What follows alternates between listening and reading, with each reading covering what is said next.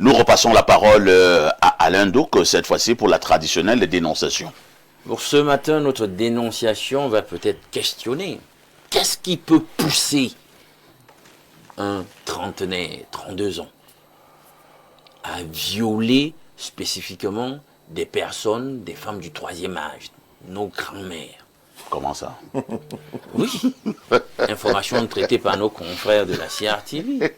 Il y a un certain Rémi Niki on a quand même gardé un tout petit peu l'anonymat, qui s'est livré à un double viol de 2 grand-mères, l'une âgée de 77 ans et l'autre de 82 ans. Incroyable. Oui. Habitant dans le même espace. Et avant ça, il avait déjà fait de la prison de 2018 à 2023 pour les mêmes faits, c'est-à-dire un autre viol sur une autre grand-mère, cette fois-là dans une église. Donc c'est incroyable. C'est incroyable. Un jeune de 32 ans. Ouais. On veut bien comprendre qu'est-ce qui se passe tout en dénonçant. Qu'est-ce qui se passe dans l'esprit d'un pareil gars? Moi, je pense que c'est une bonne dénonciation. Hein? Comme nous avons des spiritualistes, des théologiens, des métaphysiciens, des mystiques sur ce plateau, à mon avis, j'ai l'impression que, pour parler comme quartier, que ce n'est pas simple. Alors, c'est quoi cette affaire toute? Un jeune homme, 32 ans, qui a un attrait exagéré pour les grands-mères. On dit qu'il a fait la prison entre 2018 et 2023 pour les mêmes faits. Il a violé aussi une grand-mère. Il a fait la prison. Et quand il est ressorti, il a remis ça. Un double viol. Mais là, c'était un double, hein, un double viol au même instant. Et les grands-mères là vivaient dans la même maison. Donc, je vais parler comme au village. Il a fini avec la première, qui a 82 ans. Il a enchaîné avec celle qui a 77 ans. Apparemment, ça doit être un militaire. Militaire, non. Le militaire, c'est le petit-fils responsable des 2. D'accord, ok. Je vous passe la parole d'autres. Moi, la première chose qui me vient à l'esprit, c'est que ce jeune lui-même est envoûté et possédé par un grand-père qui n'a pas suffisamment d'actes sexuels et qui ne trace pas sur les grands-mères. C'est ça, parce que rien d'autre ne peut expliquer ça. Possédé par un grand-père. C'est sûr qu'il est possédé par un grand-père qui n'a pas suffisamment assouvi ses désirs sexuels de son vivant et qui revient maintenant se venger sur les grands-mères. Parce que il faut établir seulement le parallélisme, c'est-à-dire la symétrie. Je ne comprends pas quelle peut être vraiment... C'est-à-dire qu'il n'y a qu'une histoire d'envoûtement, hein, mon frère. Je ne vois rien derrière ça.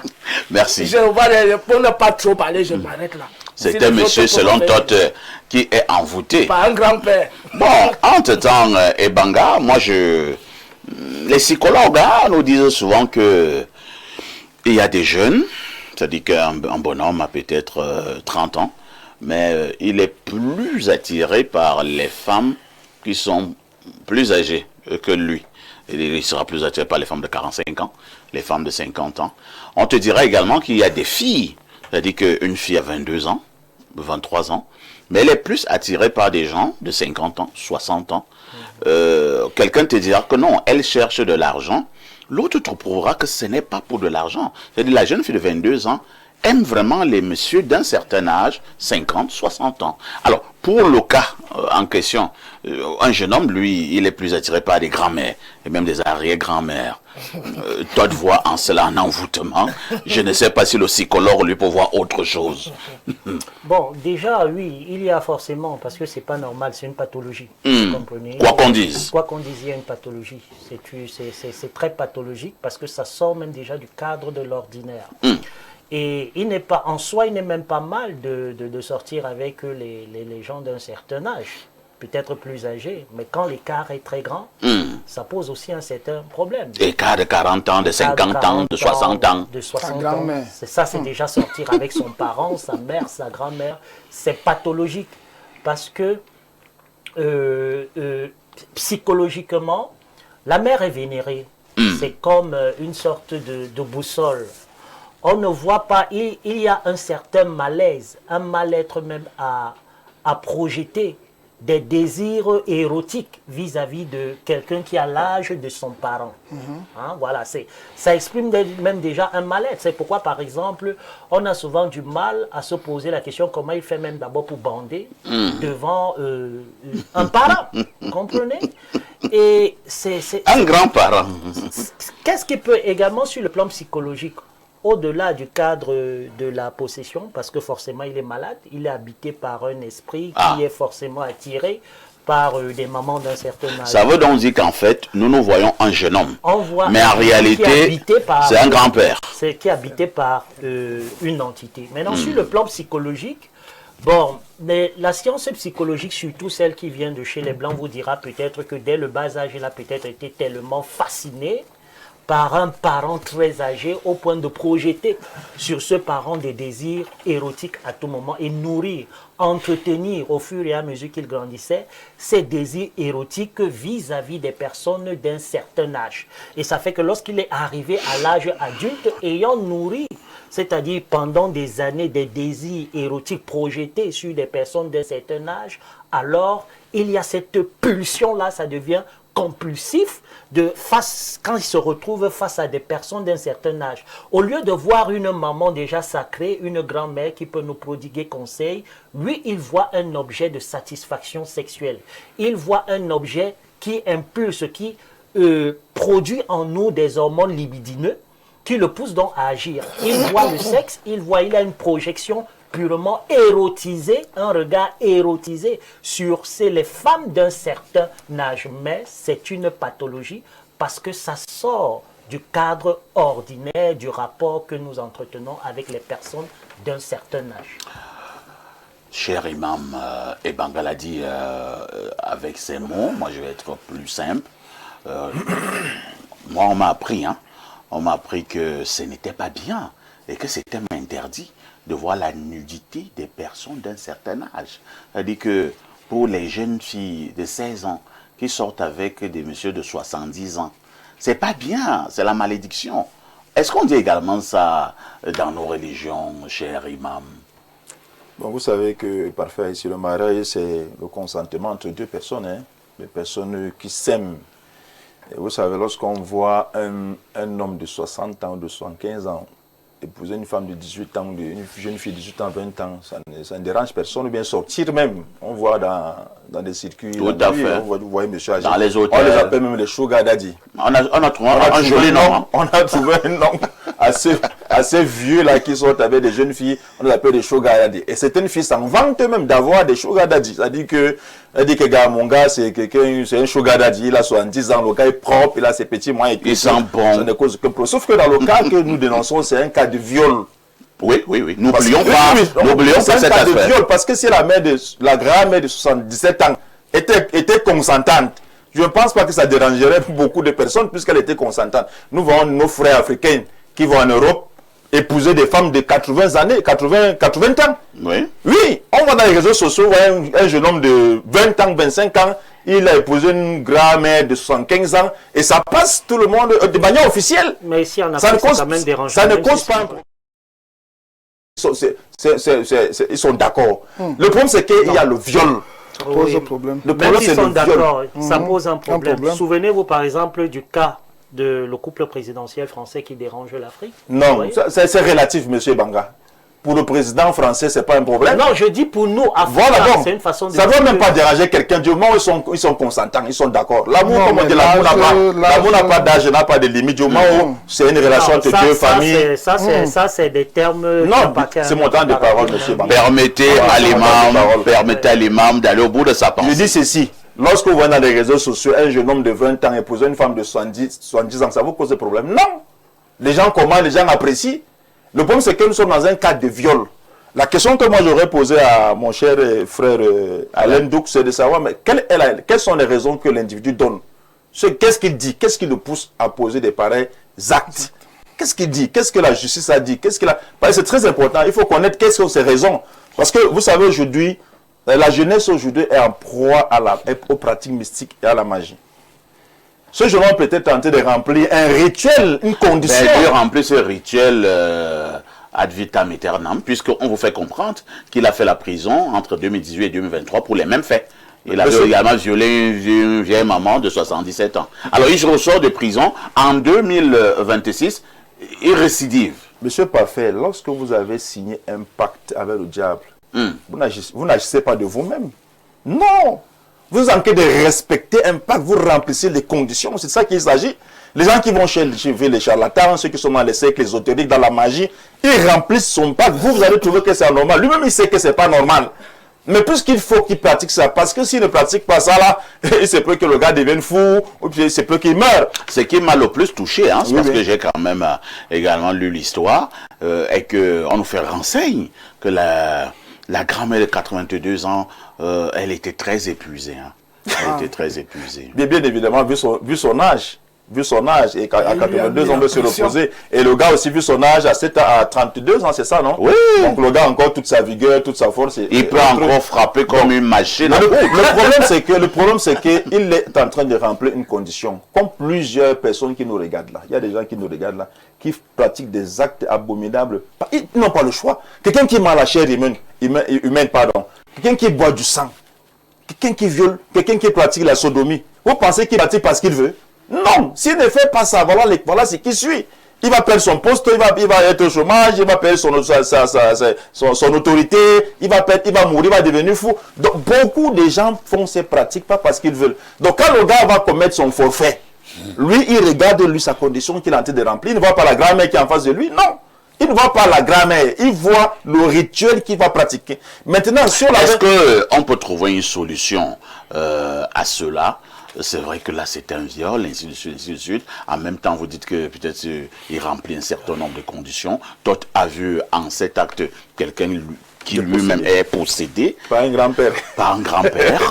Est-ce qu'on peut, entre guillemets, sauver ce jeune homme?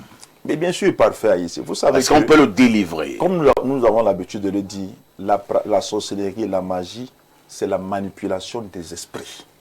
Et lorsqu'on a la formule pour nuire les esprits, pour les déranger, pour les chasser, quelle que soit la pratique, quelles que soient les conditions dans lesquelles quelqu'un allait faire sa magie, quelqu'un est victime d'une sorcellerie, on a la solution. Je vous ai déjà dit sur ce panel, moi je donne cette solution qui est gratuite à toute personne. Écoutez la lecture du Coran. Même si c'est le diable qui est dans votre corps, il va sentir que c'est compliqué. Il va sentir que c'est compliqué. Maintenant, nous avons ce qu'on appelle en islam la ruqya. La ruqya consiste à délivrer, c'est l'exorcisme légiféré par l'islam, consiste à délivrer quelqu'un qui est possédé, soit par un sort, soit par une magie, soit par un pacte ancestral. Donc ce monsieur-là, ce qu'il faut faire, c'est le diagnostiquer. J'imagine qu'il est entre les mains de la justice actuellement. Oui, tout à fait. Donc c'est le diagnostic, c'est-à-dire qu'aller à sa rencontre, lui poser des questions. Qu'est-ce qui ne va pas? Qu'est-ce qui n'a pas marché? Qu'est-ce qui te pousse à poser des pareils actes? En fonction de ce qu'on va recevoir comme réponse, on verra dans le traitement adéquat. Parce que le problème, c'est pas la prison. En prison, quand vous allez en prison, parfois ici, pour quelqu'un qui est, je suis aumônier des prisons, quand vous allez en prison, ça dépend avec qui ça dépend des gens que vous côtoyez dans la prison. Si vous entrez mauvais, vous pouvez sortir plus mauvais. Si vous entrez aussi mauvais, vous pouvez sortir plus bon. Ça dépend avec qui vous marchez dans la prison. Parce qu'en prison, il y a des personnes qui sont très posées, très pieuses. Tout comme il y a des personnes aussi qui sont là pour augmenter les capacités dans le désordre. Donc, la solution, c'est qu'il faut le délivrer. Ce n'est pas la prison. Très bien. Donc, si les tribunaux veulent, et les tribunaux nous interpellent, nous les imams, on entre en contact avec ce monsieur. Même s'il va faire la prison, au moins il faut qu'il soit délivré. S'il n'est pas délivré, quel que soit le nombre des années qu'il va passer en prison, quand il va sortir, chacun devra contrôler sa grand-mère. Non, mais je vous dis que si ce monsieur dehors, chacun doit contrôler sa grand-mère. C'est vrai que je ne sais pas ce que les juristes peuvent nous dire. Parce que si nous allons sur le terrain du droit, si on démontre que le jeune homme en question est possédé, cela signifie donc en fait, il est agi. Il n'agit pas. Est-ce qu'on peut l'élargir? On peut se dire que lui-même n'est qu'une victime, même si les grands-mères sont aussi des victimes. D'ailleurs, mais parfait, c'est un pan que la justice camerounaise ou bien dans le monde devrait regarder, parce qu'il y a des gens qui ne volent pas parce qu'ils veulent, qui sont des voleurs à droit, pas parce qu'ils aiment le vol. Moi, j'ai rencontré beaucoup de gens qui sont dans le vol parce que le voisin ou la coépouse a pratiqué du sort de la magie. On a préparé une souris dans le bain de pistache, on lui a donné. Un voleur à droit, c'est-à-dire qu'il vole pour rien. C'est-à-dire que mais si nous prenons également cet aspect des choses, mon cher Imam, ça risquera d'être un argument passe-partout. Hein? C'est-à-dire qu'un monsieur lucide, normalement constitué, il est juste un méchant, il attrape une grand-mère. Nous avons des stratégies, nous avons des stratégies pour connaître si la personne est vraiment possédée ou elle n'est pas possédée. Très bien. Docteur Noir, mon cher Imam me fait comprendre que si un jeune homme de 20 ans va avec une maman de 70 ans, si ce n'est pas un viol, c'est un acte consentant. Où est le problème? Non, nous ne pouvons pas parler d'acte même consentant. Perfecto, les gens devraient comprendre que la possession a 3 niveaux. On a le niveau qui est corporel, qui est facile à enlever lorsque une iniquité ou un esprit te possède encore sur le plan corporel. Et après, maintenant, nous avons ce qu'on appelle la possession psychique. Maintenant, la possession psychique s'obtient comment? Ou alors quelqu'un est possédé comment? Première des choses avec les facteurs externes. Les facteurs externes peuvent être des causeries qu'il a avec des prisonniers autrefois, ou même avec certains de ses amis qui ont eu à taper ces divers. Deuxième des choses, nous avons les facteurs cinématographiques parce qu'il faut faire très très attention. Moi, je connais une fille qui m'avait dit qu'elle est devenue lesbienne parce qu'elle a commencé à voir les films porno des lesbiennes. Et dans cette industrie pornographique, il y a toute une galerie d'offres démoniaques où d'autres couchent avec des grands-mères, ou d'autres couchent avec des femmes très très âgées, ou d'autres couchent avec des petites filles, où des sexes de même nature se retrouvent en train d'avoir des rapports. Donc ça, ce sont des possessions externes qui entrent ou alors qui entrent dans le psychisme et dans l'esprit de l'individu. Nous avons maintenant la troisième forme de possession qui est la possession d'âme et qui généralement agit dans le sang et que nous pourrions appeler une possession génétique et qui peut provenir soit de son père, soit de son oncle, soit de son grand-père ou de son arrière-arrière-grand-père. C'est très très important. Maintenant, nous avons également les infections. Comment est-ce qu'il a fait pour obtenir ou alors pour être possédé de ce genre d'esprit? Il y a les nutritions par fantasme. C'est quoi les nutritions par fantasme? C'est-à-dire, c'est des désirs très très avancés que quelqu'un veut expérimenter. Ah, d'accord. Et il a toujours nourri ça. Il faut voir comment une grand-mère se comporte au lit. Par exemple, voilà, comment une grand-mère se comporte au lit, comment 2 personnes qui peuvent coucher une femme, le désir qu'ils auront, comment un homme et une femme peuvent coucher une femme ensemble. Donc, tous ces désordres sexuels-là. Maintenant, nous devions savoir que, comme Tots l'a dit, moi je le crois également, c'était même comme s'il a pris ça de ma pensée. Il est possédé par un grand-père, mais il faudrait que nous sachions le facteur d'activation de ce grand-père. Et les facteurs d'activation, généralement, sont des drogues, sont l'alcool, sont des éléments, s'il faudrait dire, psychédéliques. Ça veut dire que s'il prend par exemple dans de l'alcool, le grand-père qui est enfui en lui se réveille. Bien sûr, c'est comme le conscient et le subconscient. Tant que tu es debout comme ça, le subconscient ne se manifeste pas pour entrer dans les rêves. Il faudrait qu'il y ait une activation et cette activation est généralisée. De quelle manière? Il faut que tu t'endormes. Maintenant, il y a aussi ce même état d'activation en ce qui concerne des possessions. Vous voyez ça? Il faut, par exemple, qu'il touche une bière, 3 bières, 4 bières, 5 bières, il n'est plus la même personne. Il a changé. Il a changé. Vous allez voir même sa physionomie. Parfois, ça a changé. Sa façon de parler devient peut-être violent et ainsi de suite. Et ceux qui connaissent l'histoire de leur village vont vous dire qu'il y a de cela peut-être 5 ans, 6 ans, ou 30 ans, 40 ans. Un grand-père, on l'appelait un Namarobert. Il était que quand attention, ça peut coïncider avec le nom de quelqu'un dans mon village. Donc ne donnez pas les noms. Voilà. Donc ça peut donc faire que de temps à autre, quand il est donc dans cet état, qu'on peut encore appeler l'état phanérotine, il se retrouve directement en train de manifester ce que son arrière-grand-père ou son oncle avait l'habitude de faire. Maintenant, il y a un facteur qu'on a oublié.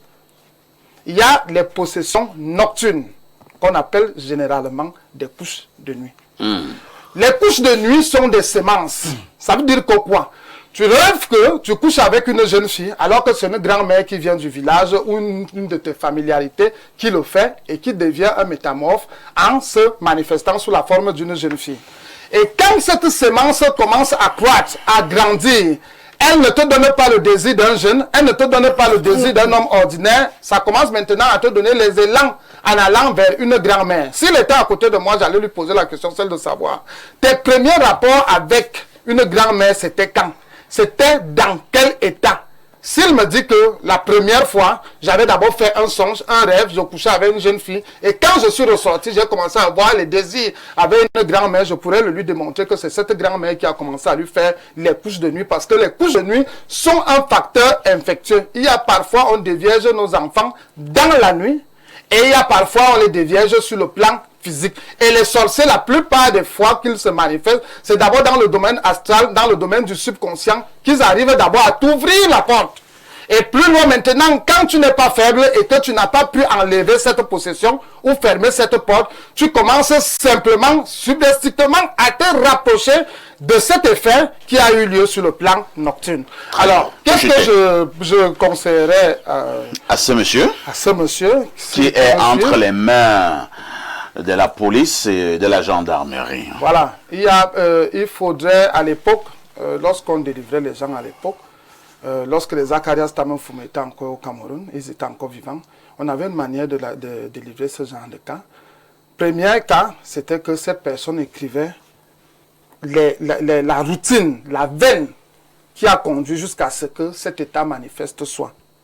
Deuxième cas maintenant, on passait par des pressions de prière avec des confessions. Troisième cas maintenant, on le caste, comment on appelle ça? On le séparait des gens. Ça veut dire que même le plat, même la nourriture ne mangeait pas dans le même plat, soit avec son frère, soit avec sa soeur, soit... Il était mis à part jusqu'à ce que la guérison revienne totalement et entièrement. Il est mis en quarantaine. Il est mis en quarantaine. Il n'avait même pas le droit de jouer au ballon avec les gens et ainsi de suite, parce que lorsqu'un esprit impur quitte quelqu'un, c'est le Seigneur Jésus-Christ qui le dit, il s'en va dans les lieux arides et trouve des esprits plus féroces et plus pires que lui. Là, maintenant, je sais qu'on un peu opposé à la vision de l'imam, que non, ce monsieur ne devait même pas être placé là où il y a d'autres personnes. Il ne devait même pas être là où il y a les gens tout autour. Il devrait être mis en quarantaine jusqu'à ce qu'il atteigne cette délivrance et qu'il soit libéré. Alain Douque, quel est le regard que vous jetez sur votre propre dénonciation de ce matin?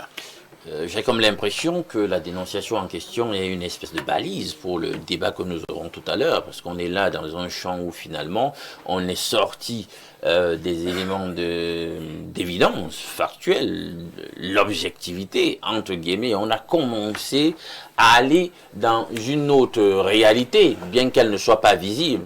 Voilà ce qu'on veut bien étiqueter comme étant la spiritualité. Vous avez vu ce qui s'est dit à ce sujet.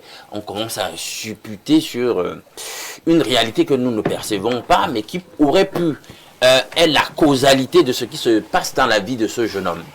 Moi, ce que je veux dire quand même, c'est que je vais un tout petit peu rester dans l'objectivité et essayer de dire quelque chose sur ce jeune homme. La maison en question a, d'après l'article lu, une barrière, un vigile. Il a entré par infraction. Il a entré par infraction. Juste pour aller violer des grands-mères. Et il fait un viol en doublon. Donc, il finit de violer la première grand-mère et passe à sa cousine. Attendez. La cousine, la grand-mère. Oui, elles sont liées. Elles ont une filiation en commun, les deux grand-mères en question. Et c'était dans la même enseigne, la même maison. Donc, on veut essayer de comprendre ça. Bon, en même temps aussi, hein, parce que là, je vais faire là comme un policier. C'est vrai que même nous, les journalistes, nous avons également des enquêtes journalistiques. Bon, nous sommes là en cas de viol. Alors, comment quand même un monsieur est entré dans une maison, a escaladé, est entré dans une maison, a commencé à violer la première grand-mère? Est-ce que cette grand-mère-là ne lançait pas des cris? Comme si cela ne suffisait pas. Elle a fini son sale boulot sur la première grand-mère de 82 ans. Elle a enchaîné immédiatement du côté de l'autre grand-mère qui a 77 ans. Et attends, les grand-mères là sont également muettes? Ou bien les grands-mères même en question, ou bien les grands-mères en question même aussi trouver un plaisir, on sait jamais. C'était pour dire justement que c'est un bandit. Il s'est préparé pour porter un coup. Et j'imagine qu'il a dû prendre des dispositions pour bâillonner les grands-mères en question. Et j'imagine qu'avec la terreur aussi, elles ont été comme, voilà.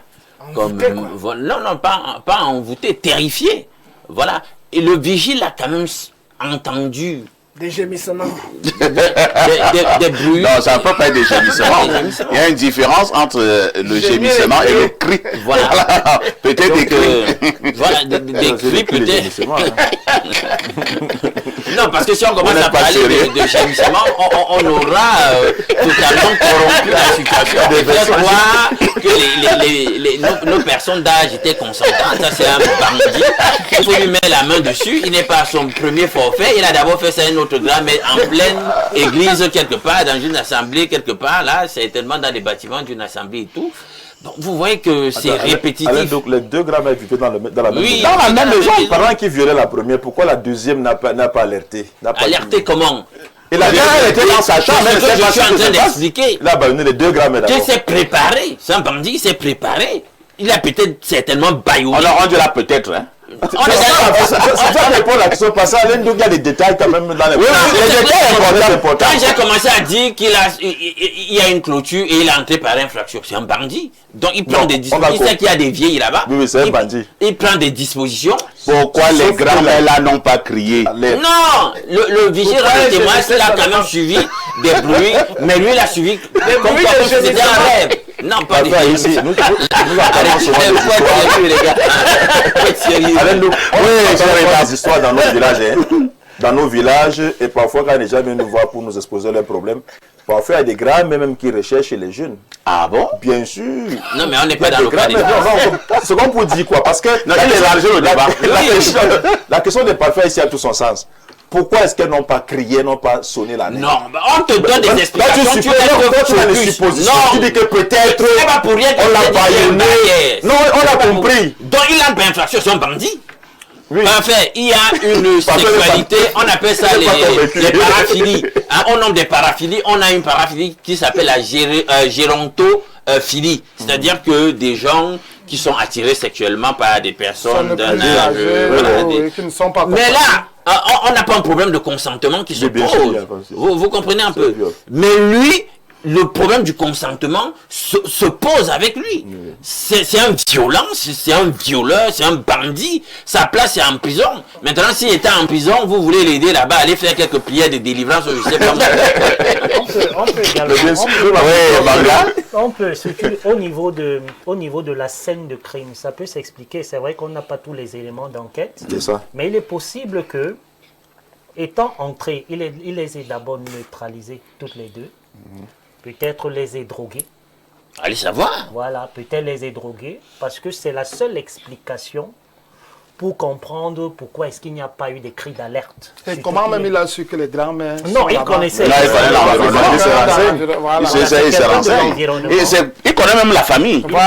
Il sait que là-bas, il y a ces deux belles femmes là-bas qui l'attendent. Les éléments d'appréciation que nous avons, on dit qu'il y a une barrière, il y a un vigile. Il a escaladé. Voilà, l'article dit bien, Ebanga, à la seconde agression, des pleurs ont alerté le vigile. Voilà, donc disons dans ceci.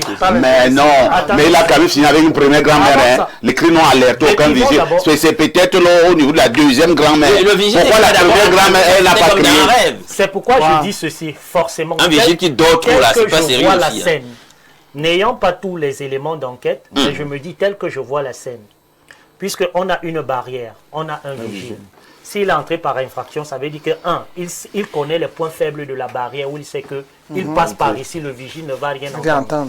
Donc c'est un habitué forcément. Il connaît la maison. Voilà. Bon, parfait, on lit ce que l'article dit. Le malfrat s'est d'abord introduit dans la chambre de l'octogénaire. Dans celle de 82. Voilà. Le vigile dira que, dans un léger sommeil, il a eu l'impression de rêver en entendant des cris. Merci. Hein. Voilà. Lisons, oui. Allez. Forcément,